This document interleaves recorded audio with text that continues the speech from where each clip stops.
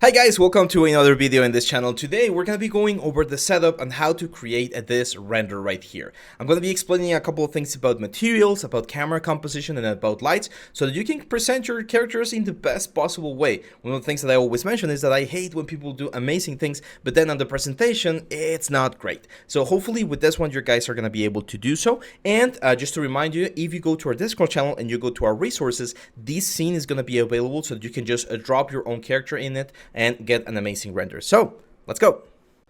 Very well guys, so in order to get to the result that I just showed you, we need to go through several stages here. Now I got this very simple scene, which by the way is going to be available for you in our files. You can check those in our Discord. And what we're going to do is we're going to be preparing the light, the presentation. One of the things that I see people very often do is they'll do amazing models inside of Maya, ZBrush, Blender, but then at the presentation point they get some really bad renders. So today we're going to fix that. I'm going to show you a very simple setup to make this guy look like it's made out of clay. So here's what we're going to do. First of all, I'm going to delete this light right here. I don't want to see the light, and we're going to go to our solid mode. I'm going to go to my camera, just look and jump into it. I personally like to change the view right here with N and then camera to view so that I move a little bit freely. But if you're a Blender user and you've used this before, then you probably have your own way to move around. Now, first thing we need to decide, what focal length do we want for our character? By default, the camera that we have here inside of Blender has a focal length of 50 millimeters. And 50 millimeters is really good, it's really flat, but it also is, well, really flat. So for this particular case, I think I'm gonna go all the way down to 35 millimeters, so we get a little bit more perspective on our character. As you can see that right there, it kind of like opens up the image a little bit more because we're getting a wider lens.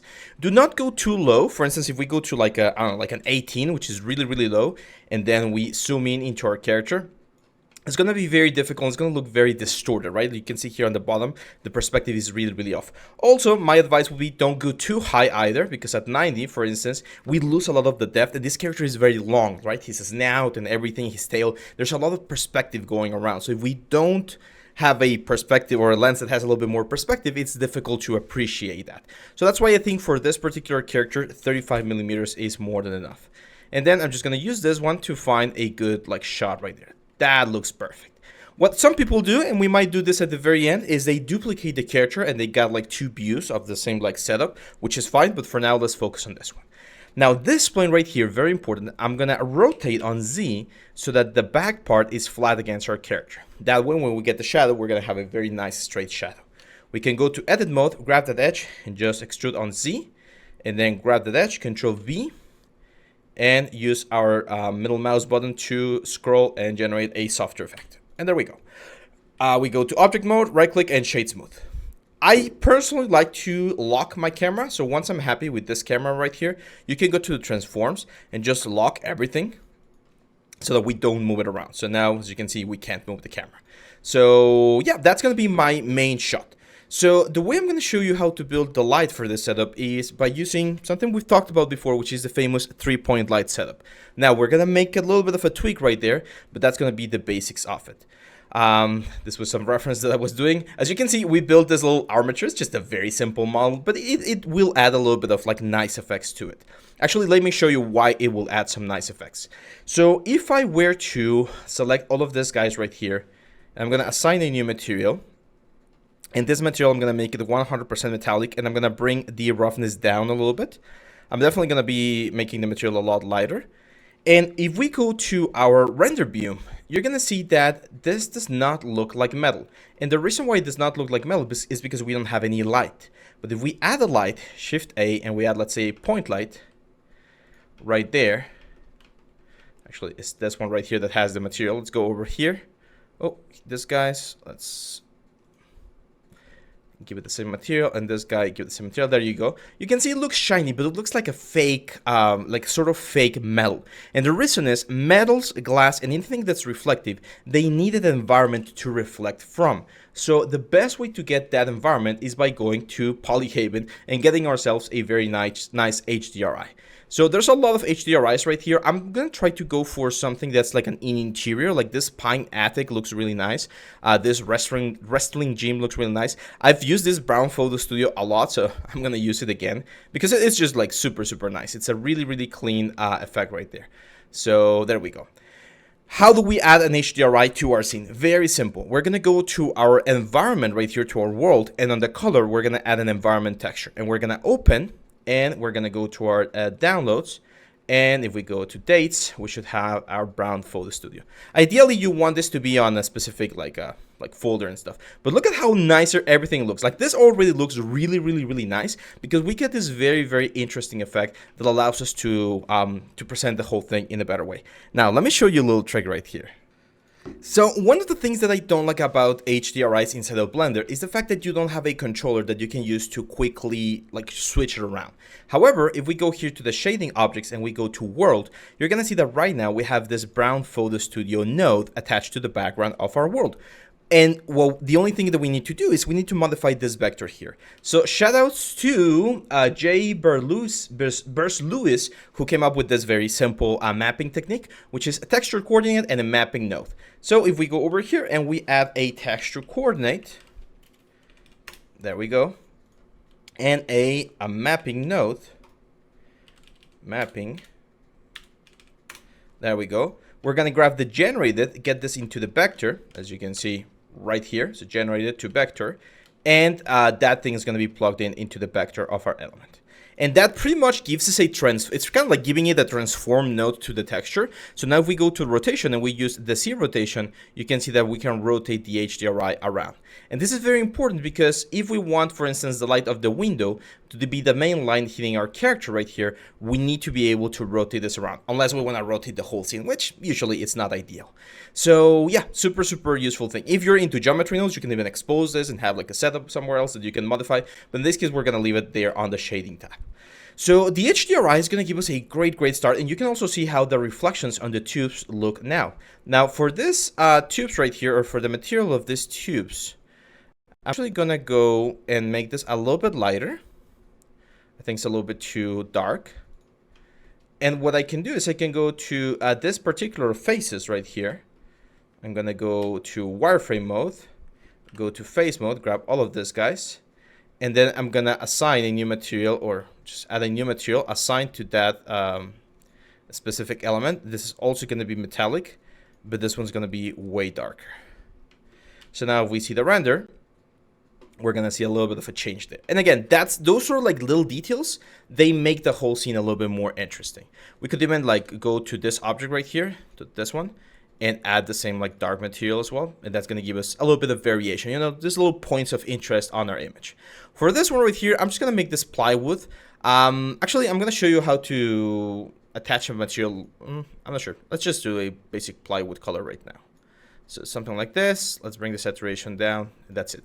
Maybe later on we can add some wood textures as well. Cool. So now we have a very nice effect right here. You can see a nice composition. I think my camera is a little bit off, so I'm going to grab the camera, go back to the transforms. Let's unlock them. Just like modify this so that it's a little bit more centered. There we go. And look how much different this looks. If you remember the render from yesterday, it was just a very simple like light setup render. This one already looks a little bit more realistic, which is what we're going for. Let's get out of our camera for just a second. For the plane, we're also going to add a new material. And this one, I want to make it darker. And I'm going to add a little bit of color. I don't know, like a sort of like reddish, warmish color, something like that. Keep in mind that when we're using cycles and like ray tracing and stuff like that, every single change that you do on objects and materials will affect the overall scene. So in this case, for example, if we make this plane really dark, there's going to be less light on the scene. If we make this plane really light, there's going to be a lot more light on the scene because it bounces the light back. So I actually liked the dark color that we have right here. So let's go for this one. I think it's a little bit too like shiny, so I'm gonna bring the specular down and the roughness down so it's a lot flatter, and we get this sort of like dark paper effect over the whole thing. So yeah, that's pretty cool. We're getting a nice result right here. Now it's time that we talked about the clay material. So for the clay material, I'm gonna go here to the character, get rid of that material that it has, and add a new one. Something that I haven't been doing is renaming my materials. Ideally, you want to always keep your scenes real clean. So this one's gonna be called M Clay. And back in the day when I was a student, the clay that we used to do was called Chavant. And Chavant clay is a really cool clay. It's a little bit expensive, to be honest, but it's really, like, you can really work very nicely with it because it hardens, and then you can heat it up and soften it up to work. There's different, of course, gradients of intensity, but it's a really good clay to work with. And you can see it has this sort of like green, like, yeah, green gray hue-ish to it. So I'm gonna use this color here. I'm gonna bring this value down. There we go, that's a little bit better. I'm gonna bring the saturation down as well. I'm gonna go a little more towards the yellows. There we go. Now for the roughness, I'm gonna start pushing the roughness as well, and I want to make this thing a little bit rougher, something like that. And that's already going to give us a really nice result, but it's not going to give us the best result. So in order to get a little bit more, punch to the whole thing, I'm going to be using a technique that I showed in a short before. So if you're not watching the shorts, make sure to check them on the channel as well. And this is using a little bit of ambient occlusion to darken the whole thing. So we're going to jump into the shading tab again. We're going to jump here from world to object, select our character right here.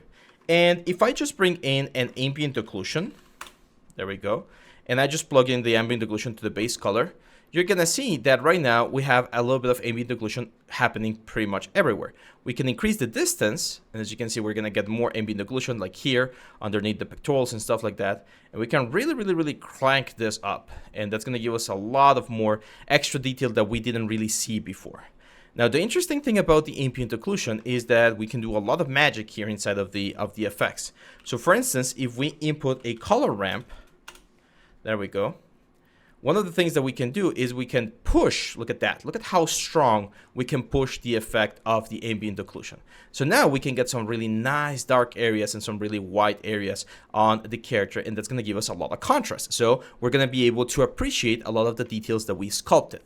Now, what we're going to do with this color ramp, because this color ramp is like bringing in information, is we're going to be using a mix RGB color. So let's shift A again. There we go. And we're going to do a mix color. There we go. So the result of this color ramp is going to be inputted in the factor of the color. I'm going to use two very crazy colors so that you guys can see what's happening here. So I'm going to use blue and red. And this color is going to be the factor. And the result is going to give me this. So now, as you can see, the place where the dark color of the ambient occlusion, in this case A, is going to be on the top, and the low color, or the clean color, is going to be here under B. So the B color, I'm going to go back to my sort of like nice greenish light color right here. And for this one, I'm going to sample the exact same color, but I'm going to make it darker. Okay, so that way, not only are we doing a very nice, like a smooth or shiny effect for the whole thing, we're also doing or generating this very cool effect on the character, right? So we're bringing out the detail that we lose when we don't have this sort of contrast happening. Now, that's not all. Usually, clay will have a little bit more or less roughness. I'm going to bring the roughness down. Let's go to like a 0.4, and you can see everything starts shining a little bit more. Of course, if we bring the roughness all the way down, everything's going to be very shiny, which can look very nice. But I also would like to add a little bit of variation to the roughness, right? Like, I don't want the roughness to be completely uniform everywhere. Sometimes certain parts of the clay, depending on how you scratch them or scrap them, are going to look a little bit less like shiny than what we have right here.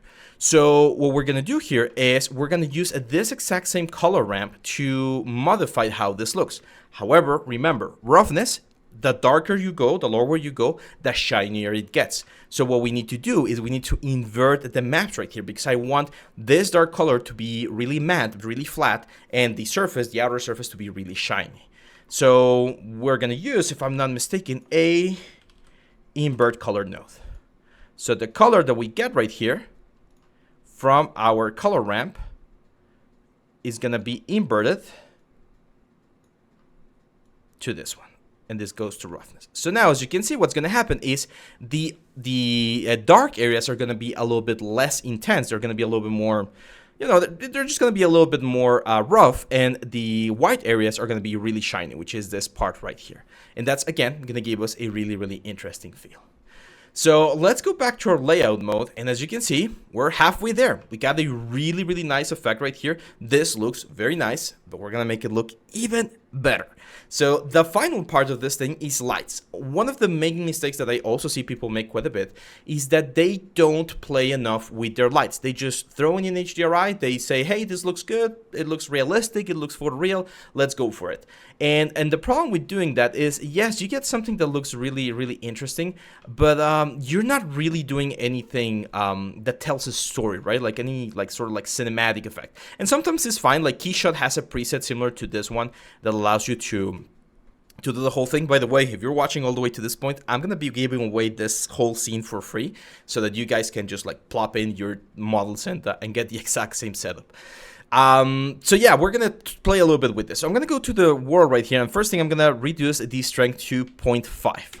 That's going to bring the intensity of the light of the environment down. It's not really going to bring the reflections that much down. I'm going to go 0.2 because I don't want this light to be my main light. I always want to have control over where my main light is coming from. I'm going to right click, vertical split. Oh, right click, vertical split. There we go. And on this area, I'm going to be working on the lights themselves. This is going to be my render, and this is going to be my camera. Let me save real quick, by the way, because I haven't really saved anything just yet. There we go. And what I'm going to do is I'm going to add a very simple mesh light, and let's do a spotlight in this case. I'm going to bring the spotlight up, and I'm going to use this little yellow point to point it towards my character. I kind of want this to be facing forward, so I want to see this part of the character. And there's a very cool trick inside of Blender. Right click and just adjust light power, and you can move your mouse until you find an amount of light that you find interesting. So in this case, as you can see right there, that one looks quite nice, quite nicely exposed. On the light itself, I'm gonna play a little bit with the range. So I'm gonna make a really big light right here, almost like an area light. And the reason is I don't want to see a weird shadow on the character. Now, very important, see how the shadow of the character right there is very harsh? That's because on the light, we need to increase the radius. If we increase the radius of the light, the shadow is going to become a little bit softer. And that's usually what you want. Lights are never perfectly pointy, one single digit point. There's usually a specific size, and that's why we get this smooth gradient everywhere. And another thing that's important is a little bit of temperature. So I'm going to give this a little bit of a warm temperature. Not too much, but just a tad bit right there. I always like to add a little bit of temperature. And as you can see, this is already giving me a really nice result. You gotta keep in mind that the world is giving me a lot of bounce light everywhere. But if I were to turn this to 0, this light right here should be giving us our main contribution, which is what we see right here. So now we can bring this back to 0.2, and this is kind of like the fill light. The HDRI in this case is acting like the fill light in our scene so that we can get this very nice effect. Now, let's get a little bit of a rim light here on the outer edge. Very simple again. So mesh, lights, Shift A, mesh, lights, light. We're going to do another spotlight. And this one's usually at the opposite side of the previous spotlight. So I'm going to make this really narrow because I just want to hit the main character right there. And again, right click, adjust light power. I'm going to start increasing the power until I see the rim light on the character. There we go. I think I might want to increase the angle a little bit more. I really don't like when we get this effect right here. So what I'm going to do to avoid that is I'm actually going to bring the spotlight down and then push it up. So that it only hits the upper part of the character. I'm of course also going to go here and change the radius so that we get soft shadows. And on the color, usually a good contrast is to go with blue. It's this is like the in Mexico we say "da vieja confiable." It's like SpongeBob's old net, old reliable. If you just don't want to have any issues and go for a clean, nice render, this one right here is really, really, really good.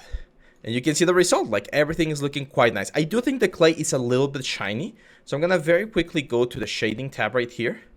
And if we grab the character, remember that we have this invert color. That's fine. One of the things that we can do is we can add another ramp after the invert color right there, and then we can play with the values. So remember, the darker the values go, the less smooth things are going to be. So for instance, this white, instead of being white, I'm just going to start lowering it. No, sorry, the black. Instead of having that black right there, I'm going to push it up a little bit, and that's going to change the roughness of our character, and the clay is not going to look as intense. I mean, same thing for the white. If I don't want the white points to be that like cold or that rough, we can bring them down a little bit. And as you can see, that's going to give us a very, very nice effect.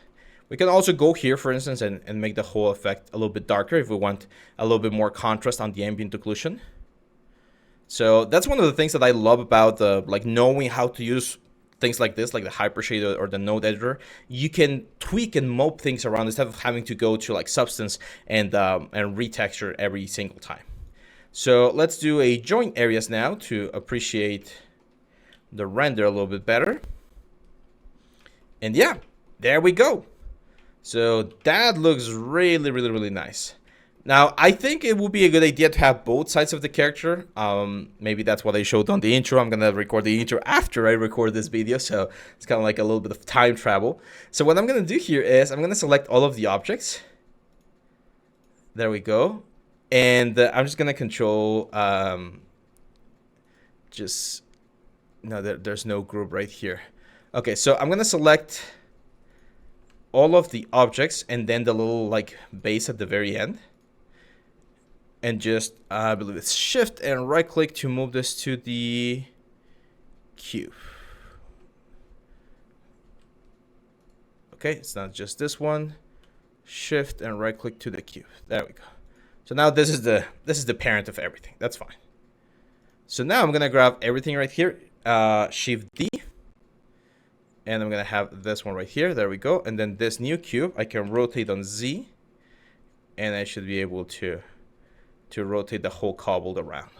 Let's grab the first cube, and now let's go to, again, vertical split. There we go. This one's gonna be my shot. And on this one, I'm gonna grab this cube again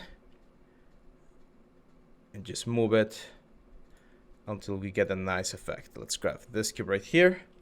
I'm gonna rotate it and just have it right here. I think I might need to push the camera back a little bit so we can see both. Just get a better composition. There we go. Now we jump into the camera. We're gonna have a very, very nice presentation here. I still think this one's a little bit too rotated. So let's just, there we go. That's a little bit better. Kind of wanna have them perfectly in line, both of these guys, like parallel. And yeah, that's it, my friends. So with this done, as you can see, we now have a very, very nice result and then a way, way nicer presentation for our characters.